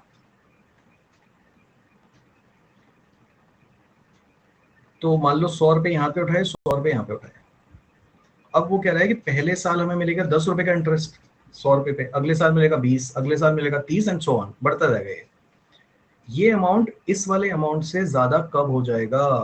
ये वाला जो अमाउंट है वो इतना है, हर साल इस पे आप दे रहे हो रिटर्न, ऐसे लिख लेना, 1/5 है, 1/5 प्लस 1 करोगे 6/5, और ये प्रिंसिपल में इंटरेस्ट ऐड कर देना, ये अमाउंट यहाँ पे आ जाएगा, ये वाला अमाउंट इससे बड़ा होना चाहिए, वो ये बोल रहा है।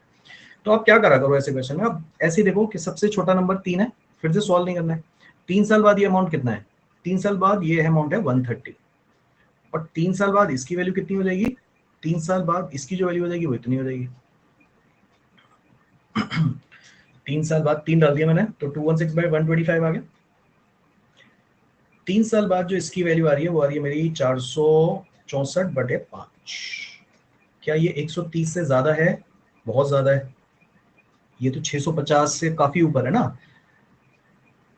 30 160 नहीं नहीं काफी ऊपर है ना, ये सॉल्व क्यों करना है, सॉल्व तो ये अगर 160 से ऊपर है ऐसे समझ ले, अभी ये ज्यादा तो नहीं है ना, मैं इसको ज्यादा बनाना है। 1020 क्यों लिया, अरे भाई साहब 3 साल ले रहे हैं ना, अच्छा 3 साल ले रहे हैं तो हाँ 160 सही बोल रहे हैं, ये है 160 और ये कितना है, तभी ऑलरेडी बहुत छोटा आ गया, ये हमारा 170 कुछ 170 से बड़ा, तो ये वाला अमाउंट अभी इससे ज्यादा तो नहीं है। 4 साल लेके देखो, 4 साल में 200 हो जाएगा, 4 साल में 200 हो जाएगा ना। अब इसमें तुम 6/5 और कर देना बस, या तुम ये वाला अमाउंट निकाल दो एक बार और फिर उसके बाद 6/5 करते रहना। ये वाला अमाउंट कितना है, ये वाला अमाउंट आया था तुम्हारा 173 के आसपास, 172.8, 173 ले लो, 170 ले लो, 175 ले लो, कोई फर्क नहीं पड़ता। इसका 6/5 कर दो, इसका 1.2 टाइम्स कर दो, क्या ये 200 से ज्यादा आ रहा है, 200 से कम आ रहा है, बस ये चेक करना है। तो ये आ रहा है मेरा 36, 84, 87, 8, 20 ज्यादा आ रहा है, अभी भी 207.6 आ रहा है, तो यानी कि अभी भी ज्यादा है, 4 में भी बात नहीं बनेगी। 5 लेके देखो, 5 लोगे तो 250 हो जाएगा, और जैसे ही आप इसमें 1.2 से मल्टीप्लाई करोगे गाइस, ये वाला जो अमाउंट आ जाएगा वो आ जाएगा 250 से छोटा, यानी कि ना तो 3 साल में बात बनी या 4 में बनी, बनेगी कितने में बात बनेगी, बात कम से कम 5 साल में। बस ऐसे करना था, एन के टर्म में सॉल्व नहीं करते हैं ऐसे क्वेश्चन, एक एक लेके चेक करो और फटाफट से देखते जाओ, फटाफट से कि कौन से में आ रहा है, किस साल में ये वाला अमाउंट इससे बड़ा हो जाएगा, तो 4 साल में नहीं हुआ 5 साल में जाके हो गया बस। तो इसको सॉल्व करने मत बढ़े, सॉल्व नहीं होगा वैसा। बताओ जल्दी, मुश्किल था ये बहुत, ये फिर से पीएनसी आ गई। ये अब जिनको आता है अगेन उनके लिए बहुत आसान क्वेश्चन है गाइस, मेरे लिए क्वेश्चन बहुत आसान है क्योंकि कुछ भी नहीं है इसमें। 45 आइडेंटिकल बॉल 5 लोगों में बांटनी है, सबको ऑड मिलनी चाहिए, तो मैं तो ऐसे कर दूंगा इस क्वेश्चन को। ऑड का जो जनरल फॉर्म होता है वो होता है 2x + 1 या 2y + 2x - 1, तो किसी में भी रिप्लेस करो। ये जब पीएनसी पढ़ लोगे तो ये क्वेश्चन जो आ रहे हैं ना अभी 2-3, वो आपको बहुत आसान लगेंगे और आप करके आओगे, इनको छोड़ के नहीं आओगे। सबको मैंने ऑड के टर्म में कन्वर्ट कर लिया, 2x + 1 2y + 1, सबको मैंने ऑड चीजें दे दी, तो ऑड चीजें दे दी तो ये बचा 2x 2y 2z 2w 2p, जैसे 40 आ गया, x + y + z + w + p की जो वैल्यू है वो 20 आ गई। और क्या लगाना है इसमें, इसमें लगाना है whole number solution. Whole number solution and natural number solution दो होते हैं। होल नंबर सॉल्यूशन होता है n + r - 1 c r - 1, तो आंसर आ जाएगा 20 + 5 - 1 c 5 - 1, आंसर आ गया 24 c4। तो अगर आपको ये अभी नहीं आता भी छोड़ सकते हो, लेकिन है इतना सी क्वेश्चन, उससे ज्यादा कुछ करना नहीं है। और लास्ट वाला क्वेश्चन मेरे को अभी भी कोई बहुत अच्छा सॉल्यूशन नहीं मिला इसका अभी भी, तो ये मैंने छोड़ दिया, और अभी भी मतलब इस पर टाइम लगाने का मतलब है नहीं, कोई अच्छा सॉल्यूशन मिला भी नहीं, मतलब मैं सोच रहा था कि इसका कोई लेंथ लेके कुछ करूं तो नहीं हो रहा। हाँ जी हाँ जी, तो मैं वही बोल रहा हूँ, इन पे आप देखते ही छोड़ना है ना, इन पे आप 10 सेकंड भी अगर वेस्ट कर रहे हो तो मतलब बेकार है। अगर आप इन पे 10 सेकंड भी वेस्ट कर रहे हो तो आपके लिए बेकार है ना, आप देखते ही छोड़ो ना इन क्वेश्चन को। सिलेक्शन मैंने आपको उस दिन भी समझा, 2 राउंड लिया करो पेपर के, पहले राउंड में आपको 22 तक पहुंचना है, ये आपका एम होना चाहिए। कितने लोग 22 तक पहुंच पाए इस बार, कितने लोग 22 क्वेश्चन तक पहुंच पाए, ये आपका फर्स्ट एम होना चाहिए कि मेरे को सारे क्वेश्चन देखने हैं, ये आपका फर्स्ट एम है कि मुझे 22 के 22 क्वेश्चन देखने हैं गाइस, जो मैंने आपको लास्ट टाइम बोला था। तो आप रुको मत किसी भी क्वेश्चन पे, फर्स्ट राउंड में सारे के सारे क्वेश्चन आप देखो, जो हो रहा है करो, नहीं हो रहा है skip it on the spot, और फिर आप सेकंड राउंड लो, फिर आप वो क्वेश्चन सेलेक्ट करो जो आपको लग रहा है कि यार पहली बार में देख लिया था और थोड़ा सा करके छोड़ दिया था, हुआ नहीं था, रिव्यू पे लगाया था। बहुत बढ़िया, इसको देखो जरा, सौरभ को देखो जरा, इसका ये कह रहा है कि मैं तो सीधा फर्स्ट से सीधा 24 पे आया, आपने कहा था लास्ट क्वेश्चन देख लेना, मैंने लास्ट क्वेश्चन तो देख लिया पक्का, ये देख रहे हो हालत, कह रहा है मैंने 2-4 देखे और फिर मैं सीधा लास्ट पे आ गया, मेरा पर्पस फुलफिल। ऐसे लास्ट नहीं देखने हैं, अरे ऐसे लास्ट नहीं देखने भाई, लास्ट का मतलब है कि सारे के सारे लास्ट तक देखने हैं। देख रहे हो हालत बच्चों की? कह रहा मैंने हाँ लास्ट तो देख लिया था। लास्ट देखने का मतलब ये नहीं है कि सीधा लास्ट पे पहुंच गए। बहुत ही बढ़िया, गजब। सारे देखने हैं भाई, 1 से लेके 22 तक सारे देखने हैं। फर्स्ट राउंड में ही टाइम चला गया, क्योंकि तुम अटक जाते हो ना क्वेश्चंस पे। तुम लोग ट्राई करते हो हर क्वेश्चन को करने का, ट्राई नहीं करना हर क्वेश्चन को करने का यार। नहीं, जरूरी नहीं है ना यार, नॉट इवन नेसेसरली। अगर सारे ए मार्क कर दोगे, क्या जरूरी है कि किसी भी, हो सकता है सेटर ने 22 क्वेश्चन में से 3 का ही मार्क आंसर ए पे किया हो, किसी का भी हो सकता है ना किया हो ए पे। तो ये जरूरी थोड़ा ना कि हर चौथे क्वेश्चन का आंसर ए ही होगा। और अगर यही करना था तो इतना टाइम वेस्ट करने की जरूरत ही क्या थी? यही करना था अगर, तो क्यों पैसे बर्बाद किए, वैसे ही कर लेते यार। यही सब करना है तो क्यों ही अपना टाइम वेस्ट कर रहे हो? जाके बस उसी दिन जाके ये सब कर लेना। क्यों ये इतना टाइम यहाँ पे एनालिसिस वगैरह में लगा रहे हो? साइकिल वाले यार, मुझे अच्छा अप्रोच नहीं मिला यार। यश, कोई अच्छा अप्रोच मिलेगा तो मैं देख के बताऊंगा। और मैं अभी ना इसको, बहुत बड़ा सा सोल्यूशन आ रहा है मेरा, 1 राउंड का टाइम लेके कुछ करना पड़ेगा। मैंने इसको सही बताऊं तो सॉल्व भी नहीं किया दोबारा मैं। तो ये एक इकलौता क्वेश्चन था जो मैंने सॉल्व नहीं किया। बाकी मैंने तुम्हें 21 के 21 सोल्यूशन के सारे आंसर दे दिए गाइस। बैठे बैठे भूख लग जाती है तुम लोगों को। यहाँ पे हम बोल रहे हैं कंटिन्यूसली, हमें भूख नहीं लग रही है, बैठे बैठे भूख लग जाती है देखते देखते। भैया कुछ नहीं होगा, सही बता रहा हूँ, सीरियस हो जाओ लाइफ में, वरना सब बेकार है ये। चलो एलआरडी का कर लेंगे किसी दिन यार, अभी टीएसडी कर रहा है। Bye bye. तो selection is a key guys, LRD का कर लेंगे एनालिसिस यार, एलआरडी का कर लेंगे संचिता। आज तो नहीं हो पाएगा, कल कर लेंगे किसी टाइम पे।